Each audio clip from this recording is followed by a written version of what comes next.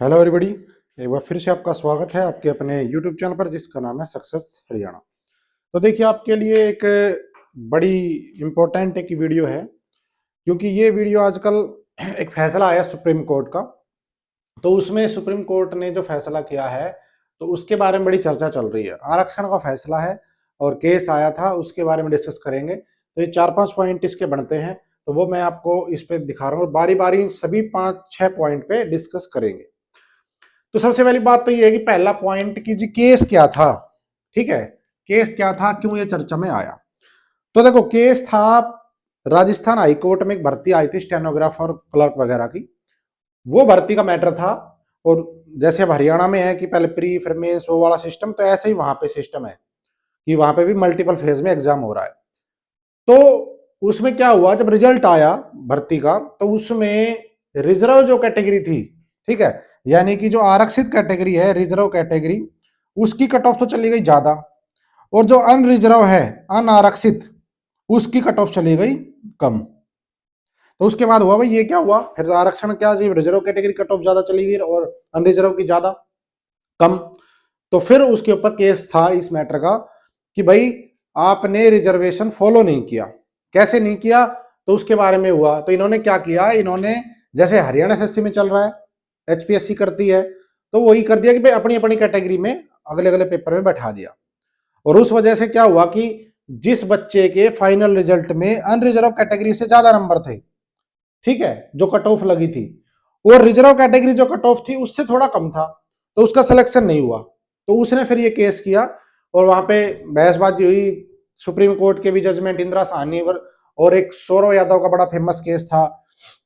ये सब केस वहां पे आए और उसके बाद डिसीजन ये हुआ कि भाई हाई कोर्ट ने कहा कि भाई ये जो आरक्षण है आपने गलत तरीके से दिया, इसको रिवाइज करके जिनको मौका मिलना चाहिए था, जो मेरिट में थे आरक्षण के अनुसार, उनको भी शामिल करो और इसको दोबारा से इसका जो प्रोसेस है उसको करना है। तो उसके बाद क्या हुआ कि डबल बेंच से फिर जो रिक्रूटमेंट एजेंसी थी उसने आगे एसएलपी में सुप्रीम कोर्ट में। अब यहां पे आने के बाद फिर फैसला अब हुआ है। तो इसमें अब सुप्रीम कोर्ट के ही जजमेंट लगा के हाई कोर्ट में जीते थे वो कैंडिडेट। ठीक है, एक मध्य प्रदेश हाई कोर्ट का भी केस था, Dipendra Yadav versus MP PSC. मैंने वीडियो बनाई थी, उसमें बहुत अच्छे से बताया था। उसमें भी सेम था वो 4 गुना वाला पैटर्न, पहले पेपर में दूसरे पेपर में। चलो वो अब बाद में करेंगे। सुप्रीम कोर्ट में, अब सुप्रीम कोर्ट ने क्या कहा है, सुप्रीम कोर्ट ने जो हाई कोर्ट का फैसला था उसको बरकरार रखा और एसएलपी कर दी खारिज। लेकिन उसमें 2-3 चीजें कही, वैसे 2-3 जो चीज कही है ये पहले भी कही है, कोई नई बात नहीं कही। पहले भी क्या कहा था, सुप्रीम कोर्ट ने कहा कि अगर कोई कैंडिडेट रिजर्व कैटेगरी से, सॉरी, अनरिजर्व कैटेगरी की कट ऑफ से ज्यादा नंबर ले रहा है तो आप उसको अनरिजर्व कैटेगरी में शामिल करोगे। लेकिन कुछ उसके भी जो क्राइटेरिया है वो भी ध्यान में रखने। ऐसा नहीं कि सिर्फ नंबर ज्यादा ले आए तो आपको अनरिजर्व में डाल देंगे। लेकिन जो कैंडिडेट थे वो हर कैटेगरी की तरफ से फुलफिल करते थे, लेकिन क्या हुआ कि उनकी सीट कम थी तो वो फुल हो गई और कट ऑफ से ज्यादा नंबर, जनरल से ज्यादा कट ऑफ चली गई और वो बच्चे रह गए। तो अब क्या कहा, पहला पॉइंट कि भाई कई बार ये होता है जी डबल बेनिफिट, एक वर्ड आता है डबल बेनिफिट ऑफ रिजर्वेशन, यानी कि रिजर्वेशन का 2 बार लाभ। तो अनरिजर्व में वही जाएगा जो रिजर्वेशन का लाभ नहीं लेगा। तो सीधी सी बात है, पहला पॉइंट ध्यान में रखना है, उसने कोई एज का बेनिफिट ना लिया हो। यानी कि रिजर्वेशन में जो एज का 5 साल का बेनिफिट हर स्टेट में अलग अलग है, हरियाणा की बात करूं तो 5 साल है, वो बेनिफिट ना लिया हो। दूसरा, जैसे हरियाणा पुलिस की भर्ती है तो भाई हाइट में भी छूट है, ठीक है, वो भी ना लिया हो। एग्जाम्पल दे रहा हूं मैं क्या क्या बेनिफिट नहीं लेने हैं अगर अनरिजर्व में शामिल करना है तो। तीसरा, अब जैसे हरियाणा में क्या है, 40% नंबर रिजर्व कैटेगरी का, 50% नंबर जनरल के। ऐसा कोई कैंडिडेट हो भाई, उसने शुरू में तो ले लिया 45% नंबर, पास तो हो गया, अब वो फाइनल में ले आए 85, जो फाइनल मेंस होता है, तो कट ऑफ हो सकता है वो जनरल की पार कर जाए, लेकिन उसको रिजर्व में रखा जाए। क्यों? क्योंकि उसने प्री में बेनिफिट ले लिया 5%। क्योंकि अगर ये जनरल में 50% नंबर लाता तो ये जनरल में काउंट होने के लिए एलिजिबल हो जाता, क्योंकि इसने कोई बेनिफिट नहीं लिया। समझ गए? तो कहने का मतलब यह है कि सुप्रीम कोर्ट ने कहा कि अगर कोई कैंडिडेट बिना रिजर्वेशन का कोई भी बेनिफिट लिए, अब कई कहेंगे जी फीस कम होती है, तो फीस डज नॉट मैटर। ठीक है, फीस डज नॉट मैटर, ये कोई वो नहीं है। ये रिलैक्सेशन होने चाहिए जो भर्ती के क्राइटेरिया में जर्नल के लिए अलग से स्पेसिफाई किए गए हैं। वो फॉर्म भरने का प्रोसेस है, वो अलग चीज है। भर्ती का क्राइटेरिया क्या है, जो सर्विस रूल में जो लिखा है कि हमें भाई ये वाला बंदा चाहिए जनरल में इतना, वो चीज चाहिए, तो वो बेनिफिट ना लिया हो कोई भी, तो वो बंदा अगर जनरल से ज्यादा नंबर लेता है तो उसको जनरल में ही कंसीडर करना पड़ेगा। ये सुप्रीम कोर्ट ने इस फैसले में कहा है, इसका निचोड़ ये निकलता है। ठीक है, क्लियर। और ऐसा अभी तक होता नहीं था। बहुत से स्टेटों में रिजर्वेशन एक ऐसा मुद्दा है जिसपे कंट्रोवर्सी हमेशा रहती है। ये फैसला पहली बार नहीं दिया, ये 2021 में सौरभ यादव का यूपी पुलिस का केस था, उसमें भी दिया था, सुप्रीम कोर्ट ने दिया था, फिर भी कई स्टेटों में जो है अपनी तरीके से रिजर्वेशन दे रहे थे। अब हर स्टेट का रिजर्वेशन का केस चल रहा है। अब दूसरा, हाईकोर्ट का जो फैसला था वो मैंने बता दिया, हाईकोर्ट ने कहा था इसको रिवाइज करके और रिजर्वेशन फॉलो करो, और जिनको रिजर्वेशन नहीं चाहिए, नहीं जो जनरल में जा रहे हैं, फाइट कर रहे हैं हर तरीके से, हर कंडीशन को पूरा कर रहे हैं, उसको आप जनरल में नहीं डाल रहे, तो ये फैसला हाईकोर्ट ने दिया था। तीसरा, सुप्रीम कोर्ट ने फैसला क्या दिया वो मैंने बता दिया आपको। अब चौथा है सबसे मेन जो आप जानना चाहते हो कि हरियाणा में इसका क्या असर होगा।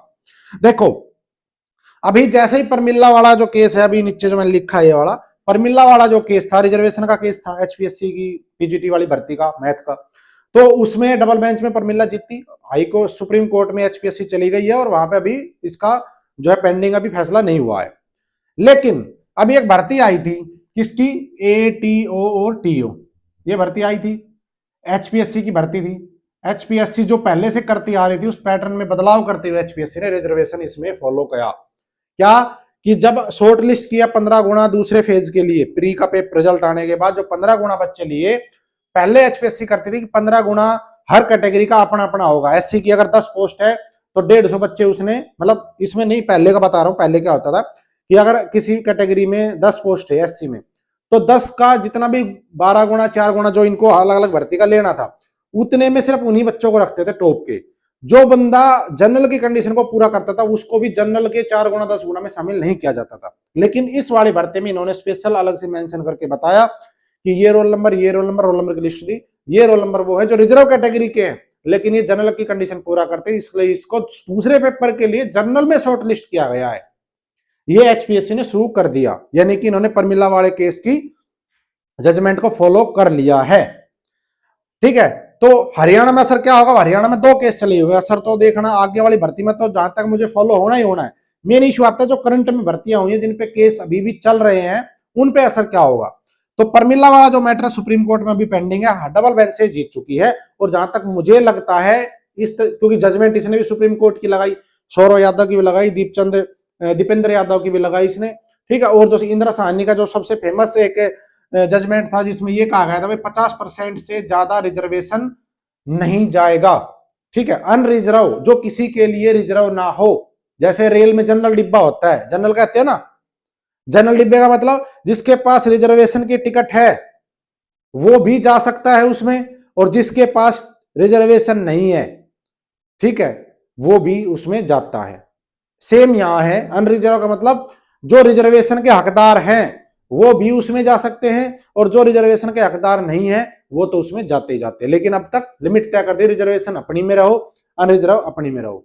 एक तरीके से अनरिजर्व वालों की डेफिनेशन इस तरीके से तय कर दी, जिसके लिए रिजर्वेशन नहीं है वो 50% में ही रहेगा और कोई नहीं घुसने देंगे हम। ये आज तक हो गया था। अब मुझे पता कमेंट आएगी जो अनरिजर्व कैटेगरी के हैं, ठीक है, क्योंकि देखो हर आदमी स्वाभाविक अपना ही फायदा देखेगा, ठीक है, सीधी सी बात है, उसमें मैं नहीं कहता कि आपकी गलती है। कमेंट आएगी जी भाई अनरिजर्व वाले कहां जाए, तो भाई अनरिजर्व वाले कहां जाएंगे, अनरिजर्व में ही रहेंगे। एक बंदा जो रिजर्व कैटेगरी का चीख चीख के कह रहा है कि मेरे नंबर इतने ज्यादा है कि मुझे रिजर्वेशन नहीं चाहिए, मुझे जनरल में डाल लो, उसको नहीं डाल रहे आप। रिजर्वेशन की परिभाषा ही बदल चुकी थी। तो परमिला वाला जो केस है, परमिला वाले केस में अभी पेंडिंग है एसएलपी में, लेकिन मुझे जो लगता है कि ये लड़की सुप्रीम कोर्ट में आसानी से जीत जाएगी, ऐसा मुझे लगता है, बहुत पहले से मैं कह रहा हूं, क्योंकि हाई कोर्ट में भी सुप्रीम कोर्ट के जजमेंट से जीतती है, और अब ताजा फैसला आ गया उसकी बात तो कोई संशय ही नहीं है कि ये सुप्रीम कोर्ट में नहीं जीतेगी। इसका भी सेम था कि प्री में जो नंबर ज्यादा ले रहे हैं आप उनको शॉर्ट लिस्ट करते टाइम रिजर्वेशन क्यों नहीं दे रहे, ठीक है, ज्यादा नंबर वाला भी अपनी कैटेगरी में रख दिया, जनरल में कट ऑफ कम चली गई, इसलिए इसने केस किया था, तो ये जीत जाएगी। लेकिन एचपीएससी की भर्तियों में ज्यादा असर है नहीं, क्यों, एचपीएससी की भर्तियां सीमित संख्या में होती है। अब पीजीटी की भर्ती हुई है, वैसे तो हाई कोर्ट ने कहा इसको रिवाइज करके दोबारा निकालो, लेकिन सुप्रीम कोर्ट में चलो कोई नहीं, ठीक है, तो ये कम वैकेंसी निकालती है, एचपीएससी ने फॉलो करना शुरू कर दिया अब पुरानी भर्तियों पे सुप्रीम कोर्ट का फैसला आएगा जब देखी जाएगी।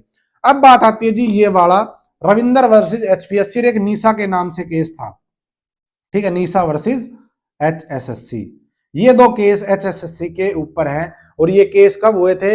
ये केस जो आपकी ग्रुप सी की जो 25,000 भर्तियां हुई हैं, जिसमें आपका ग्रुप 56 और ग्रुप 57, ठीक है, ये वाले पेपर नहीं हुए थे। 13 अगस्त के आसपास इनका जो है केस रजिस्टर्ड हो गया था और उसमें एचएससी ने जो एफिडेविट दिया था वो ये दिया था कि जी जिस ग्राउंड पे, क्योंकि उस टाइम पे परमिला सिंगल बेंच में जीत चुकी थी परमिला उस टाइम जब ये केस रजिस्टर्ड हुए, तो एचएसएससी ने ये कहा था कोर्ट में कि जी जिस केस का रेफरेंस ये दे रहे हैं, क्योंकि इन्होंने इसी केस का रेफरेंस दिया था कि रिजर्वेशन दो प्री में शॉर्ट लिस्ट करते टाइम, तो एचएसएससी ने कहा कि जी जिस केस का रेफरेंस ये दे रहे हैं उस पर स्टे होगा, क्योंकि डबल बेंच में स्टे ले लिया था एचपीएससी ने, ठीक है, स्टे तुरंत मिल जाता है, तो स्टे हो गया है, तो इसलिए अभी जी इसका जो अभी सुनवाई मतलब करने की आवश्यकता नहीं है और इसको जब फैसला आएगा जब आगे पोस्टपोन कर दिया जाए, तो इसकी अगली डेट चली गई। और सबसे गलत जो हुआ वो ये हुआ कि इन पिटिशनर को एग्जाम में नहीं बैठाया, ठीक है, तो उस टाइम पे पोस्टपोन हो गया। उसके बाद परमिला डबल बेंच में जीत गई,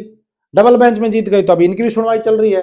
तो ये वाले जो केसेज हैं, अब ये दोनों केसेज डिपेंड करेंगे कि जो भर्तियों के ऊपर केस है 25,000 के ऊपर, उसका हाई कोर्ट क्या डिसीजन देता है।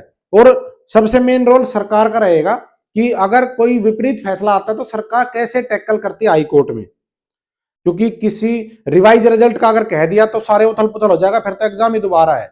लेकिन जो लगे हुए हैं और जिनके नंबर भी अच्छे हैं, जो दोबारा से भी 4 गुना उसमें आ रहे हैं या जो नहीं भी आ रहा, तो उसको कैसे प्रोटेक्ट करना वो सरकार के ऊपर है। सरकार चाहे तो उनको प्रोटेक्ट कर पाएगी, ठीक है, लेकिन अभी इसके ऊपर कि भाई इसका मैं निचोड़ निकाल दूं कि ये होगा तो फिर वो गलत रहेगा। अभी नहीं, अभी इसका फैसला हाईकोर्ट ने करना है कि इसमें ये तो श्योर है, देखो फैसला ये श्योर है कि ये जो है ये जीतेंगे, लेकिन जीतने जीतने से काम नहीं चलेगा, जीतेंगे लेकिन जो लगे हुए हैं उसके बारे में हाईकोर्ट क्या टिप्पणी करता है और सरकार उस पर क्या जवाब देती है, मेन बात वहां पे है। इनके जीतने में कोई दिक्कत नहीं है, लेकिन रिजल्ट के ऊपर जब बात आएगी रिवाइज करने में कि जो बंदा लो मेरिट में आएगा, जिसका 4 गुना में नाम नहीं आएगा और वो ज्वाइनिंग आज के टाइम में कर चुका, उसका सरकार क्या करेगी, कोर्ट उसके बारे में क्या कहता है, वो बात देखने वाली होगी। तो अभी ज्यादा जल्दबाजी में कुछ नहीं कहेंगे कि ये हो जाएगा वो हो जाएगा, वो सरकार के ऊपर और हाई कोर्ट के ऊपर है कि उनके बारे में क्या डिसीजन होता है। लेकिन इतना जरूर है कि ये वाला जजमेंट जो भी आया है राजस्थान हाई कोर्ट का जो ये मैटर था, तो उसके बाद जो है ये वाला केस परमिला जीतने में कोई दिक्कत नहीं, रविंदर इस केस को जीतने में कोई दिक्कत नहीं है, ठीक है जी। तो मेन निचोड़ मेरे बताने का मतलब ये था कि भाई ऐसा ऐसा है, लेकिन ये जरूर श्योरिटी है अब जो ये सीईटी मेंस होगा, अब जो सीईटी मेंस चाहे आपका हरियाणा पुलिस का फिजिकल वगैरह होगा, तो इसमें रिजर्वेशन फॉलो 100% होगा, ये आप देख लेना, ठीक है। उसमें क्या होगा, जो टॉप के बच्चे हैं वो जनरल में जाएंगे, जो जनरल की कंडीशन पूरी करते हैं, जिन्होंने कोई बेनिफिट नहीं लिया, ये जरूर ध्यान रखना, ये नहीं कि नंबर ले लिए तो चले गए, बेनिफिट भी नहीं लेना चाहिए कोई, ठीक है। तो ये जरूर होगा फॉलो, क्योंकि इनको भी पता है कि आगे ऐसा नहीं कि यहाँ पे जो बोर्ड में बैठे हैं उनको नहीं पता, बहुत टैलेंटेड है, उनको सब कुछ पता है कि इस केस का फैसला आपके हक में आएगा नहीं आएगा, क्या दिक्कत आएगी। तो आने वाली जो भर्तियां उनमें तो कोई संशय ही नहीं है कि रिजर्वेशन फॉलो होगा जैसे एटीओ टीओ में हुआ है, लेकिन मेन रोड़ा फंस रहा है कि जो भर्तियां ज्वाइनिंग हो गई, केस पेंडिंग चल रहे, उनका क्या होगा। तो हाईकोर्ट में सुनवाई है, सटे चल रहा है एक मैटर पे, रिजर्व सर्टिफिकेट वाला जो है उसका भी 19 तारीख को सुनवाई देखेंगे, बताएंगे आपको। तो भाई वीडियो कैसी लगी और जो डिसीजन आया है आपका क्या मानना है। अब मानने वाले में फिर वही बात है कि एक तरफ अनरिजर्व कैटेगरी वाले कैंडिडेट अलग कमेंट करेंगे, रिजर्व कैटेगरी वाले अलग करेंगे, वो कहेंगे जी बहुत अच्छा, वो कहेंगे जी नहीं हम कहा। तो ये तो दो पहलू हमेशा होते हैं, कभी भी पूरा देश एक तरह से संतुष्ट नहीं होता है, लेकिन जो डिसीजन आया वो सुप्रीम कोर्ट का डिसीजन है, तो वो हम सबको मानना पड़ेगा, ठीक है, यही लोकतंत्र की व्यवस्था है। तो धन्यवाद, जय हिंद, जय भारत, जय हरियाणा, आपका दिन शुभ हो। वीडियो को लाइक और शेयर कर देना, चैनल को सब्सक्राइब नहीं है तो कर देना, और मेरा टेलीग्राम और व्हाट्सएप का जो लिंक है वो डिस्क्रिप्शन में, वहां पे आप ज्वाइन कर लेना। जो भी तरह की आगे कोई अपडेट आएगी तो मैं आपके साथ शेयर करूंगा। थैंक यू, जय हिंद, जय भारत।